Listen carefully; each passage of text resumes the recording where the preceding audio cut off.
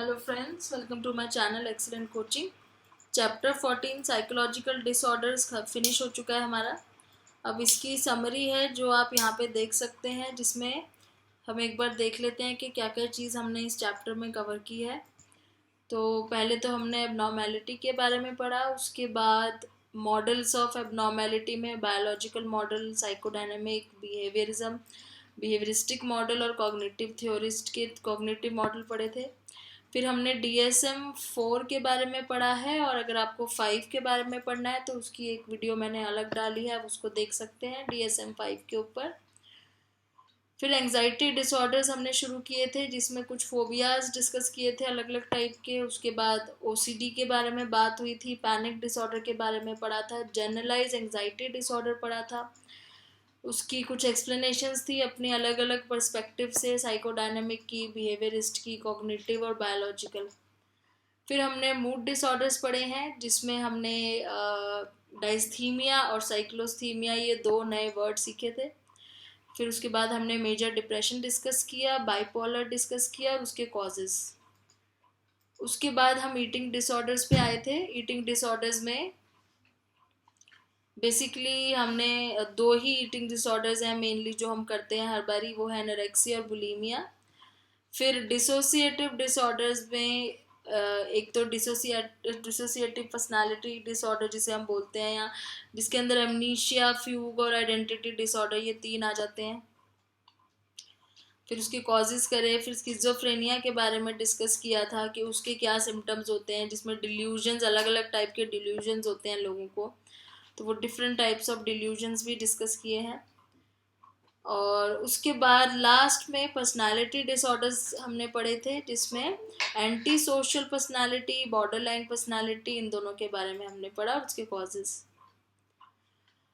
और अब इसका क्विज है जो हमने शुरू करना है, वो देख लेते हैं क्विज को अब।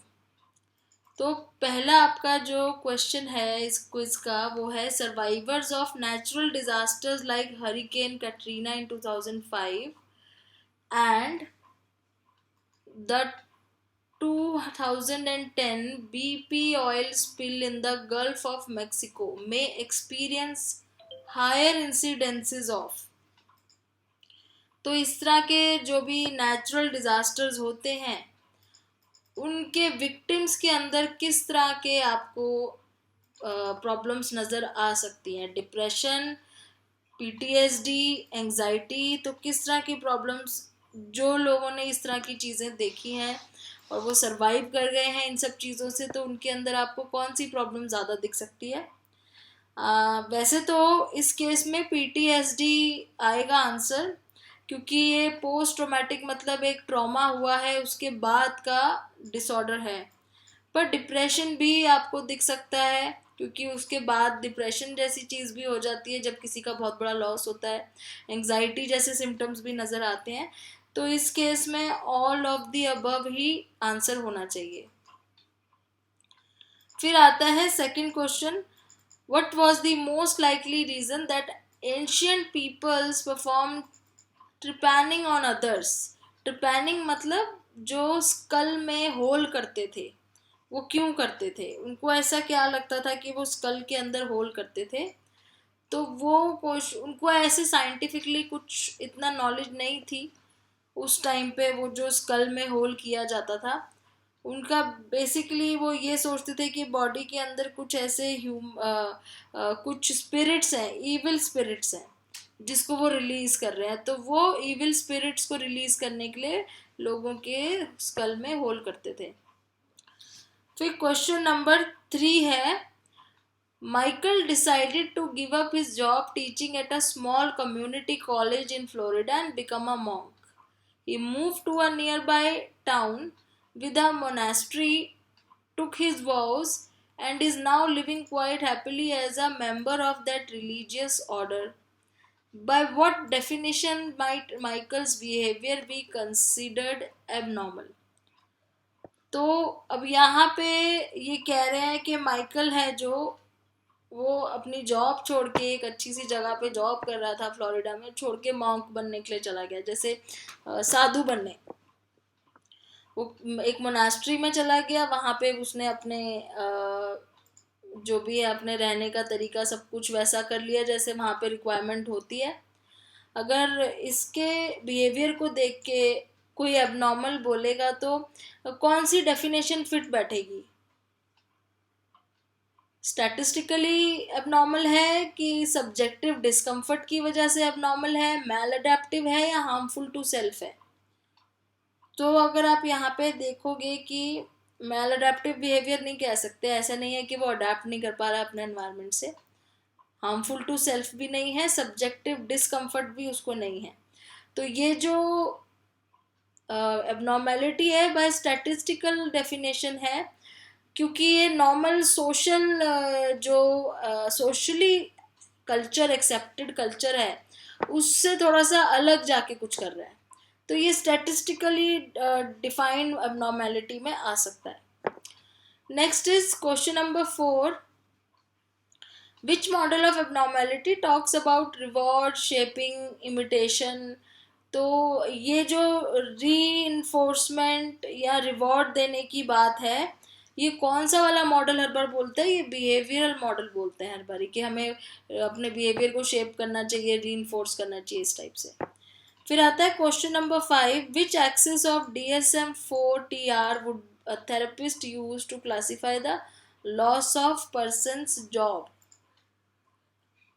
तो ये जो आपका बनेगा, इसमें एक्सिस हमने जो पढ़े थे इसमें आ जाएगा एक्सिस 4, और हम देख लेते हैं एक्सिस 4 क्या था एक बारी, तो हमें आइडिया लग जाएगा कि थेरेपिस्ट यूज करेगा किसी पर्सन की जॉब लॉस के लिए वो कौन से एक्सिस को रेफर करेगा थेरेपिस्ट। तो हम उस एक्सिस पे चलते हैं एक बारी। तो जैसे हम यहाँ पढ़ रहे थे कि जो एक्सिस 1 है DSM-4 का वो क्लिनिकल डिसऑर्डर्स के लिए है, एक्सिस 2 पर्सनालिटी डिसऑर्डर्स के लिए है, और इसके बाद जो एक्सिस 3 है वो है फिजिकल डिसऑर्डर्स के लिए, और एक्सिस 4 में लिखा है कि इस तरह की प्रॉब्लम्स के लिए है जो जैसे कि हमारे क्वेश्चन में पूछा हुआ है कि अगर कोई अपनी लाइफ में एडजस्ट करने में किसी को प्रॉब्लम हो रही है, जैसे after the death of a loved one, loss of a job, तो हमारे क्वेश्चन में भी यही पूछा हुआ है, लॉस ऑफ अ जॉब। तो इसका मतलब कोई थेरेपिस्ट अगर किसी क्लाइंट के जॉब लॉस के बारे में उसको ट्रीट कर रहा है जॉब लॉस की वजह से, तो वो एक्सिस 4 को रेफर करेगा। तो इसीलिए हमारा आंसर यहाँ बनेगा एक्सिस 4। फिर नेक्स्ट क्वेश्चन है, when anxiety is unrelated to any known realistic factor it is called? तो जब किसी एंजाइटी का कोई नोन फैक्टर या रीजन नहीं होता तो उसको हम फ्री फ्लोटिंग एंजाइटी बोलते हैं। Next, Elisa hates to go over bridges, this is a mild form of dash. Elisa को ब्रिजेस के ऊपर जाने से डर लगता है, तो ये किस चीज़ का माइल्ड फॉर्म है? ये है अगोराफोबिया का, क्योंकि उसमें हम उस जगह जाने से डरते हैं जहाँ से हमें अगर कुछ गड़बड़ हो जाती है तो वहाँ से एस्केप करना मुश्किल होता है। तो ये एगोराफोबिया का एक टाइप है, एक माइल्ड फॉर्म है। फिर क्वेश्चन नंबर 8 है, professor Albus always check the door to his office before leaving for the class and lunch or home. He would pull it closed and then rattle the doorknob 3 times to make sure that it was locked. He does it because he keeps thinking that he hasn't read it.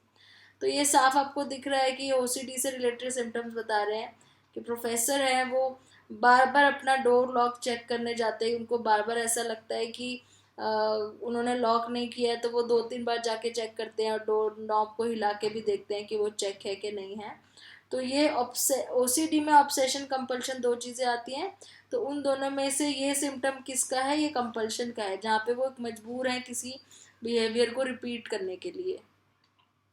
उसके बाद question number 9 है, when a person experiences sudden attacks of intense fear, suddenly attack हो जाए intense fear का, और racing heart मतलब जोर जोर से दिल धड़क रहा है, डिजीनेस हो रही है, अदर फिजिकल साइंस में स्ट्रेस है और refuses to go away from home for the fear one of these attacks will happen again, और इसीलिए वो बाहर भी नहीं जा रहे हैं डर के मारे कि अगर मैं बाहर गया तो मुझे इस तरह का अटैक फिर से हो जाएगा। तो ये है, एक तो पैनिक डिसऑर्डर प्लस एगोराफोबिया, दोनों चीज़ें कंबाइंड हो गई हैं। बाहर ना जाना या बाहर जाने से डरना इज एगोराफोबिया, और पैनिक की वजह से है तो इसलिए panic disorder with agoraphobia. This is the answer for question number 9। अब उसके बाद हम चलते हैं अपने क्वेश्चन नंबर 10 पे। Laurie went to great lengths to plan a surprise party for her mother's 70th birthday. Oh, she finds out about this, the whole thing will be ruined, it will be a disaster.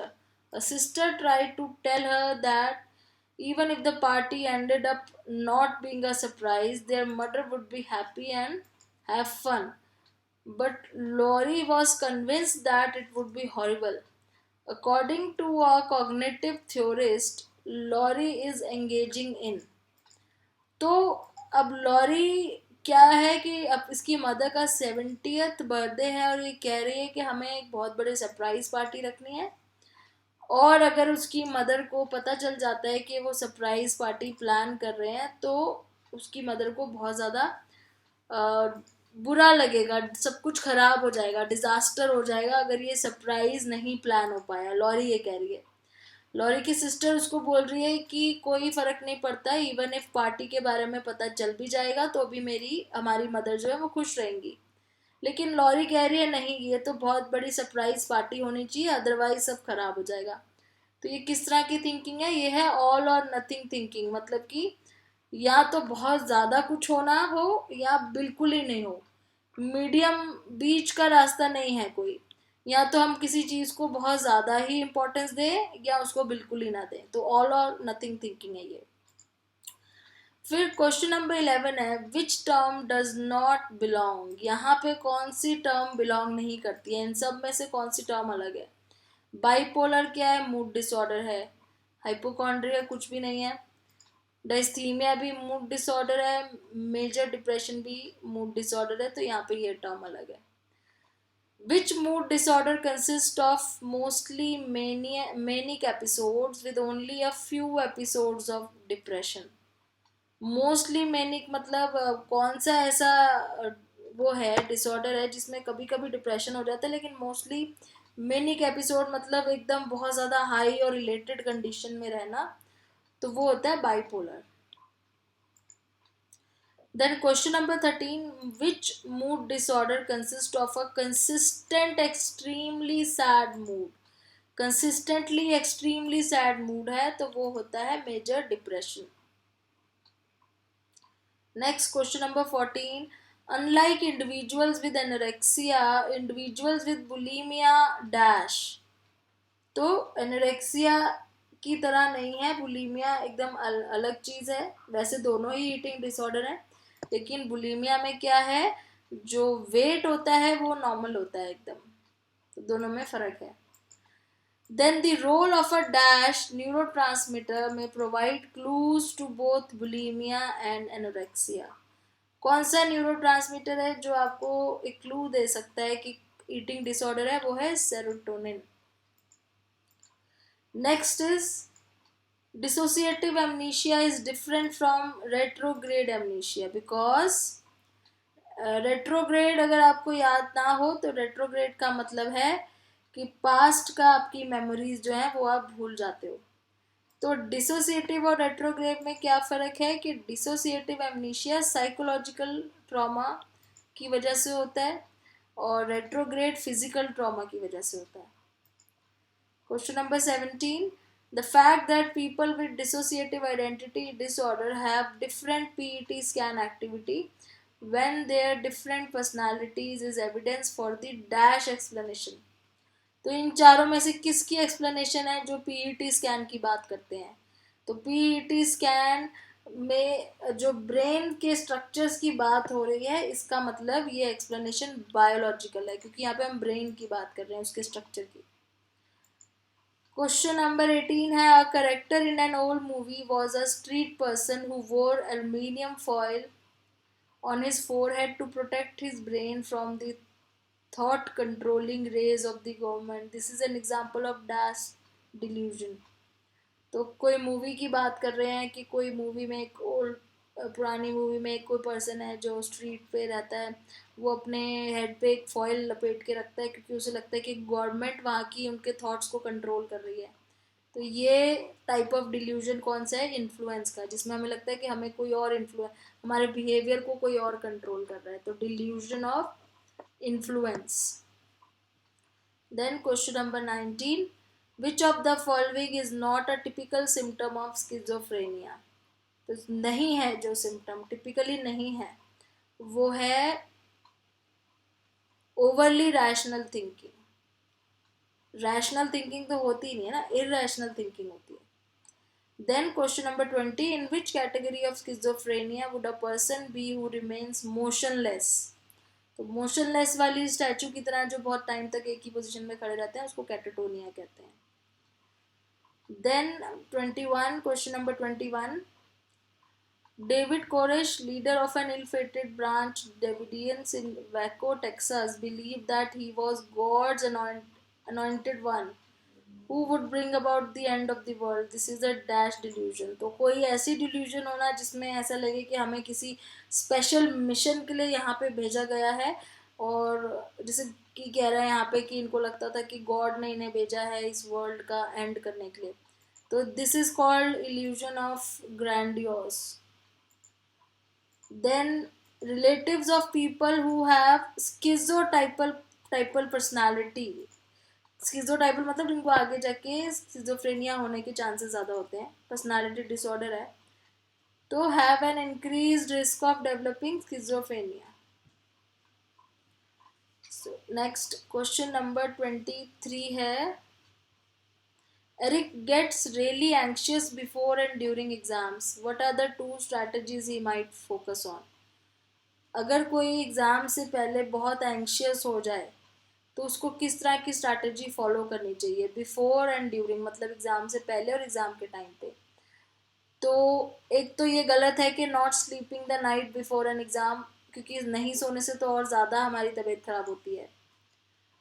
ये भी गलत है कि focusing on how anxious he is breathing rapid, अपने anxiety पे नहीं focus करना है।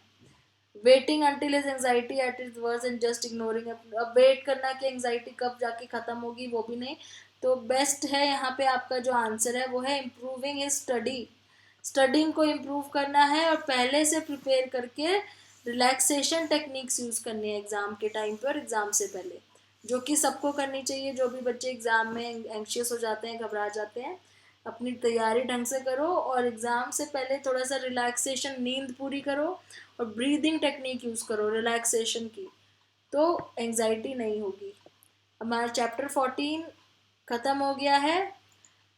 अब जो लास्ट चैप्टर है इसका, इस बुक का, साइकोलॉजिकल थेरेपीज़, वो हमने शुरू करना है, तो नेक्स्ट वीडियो में स्टार्ट करेंगे। Thanks for watching.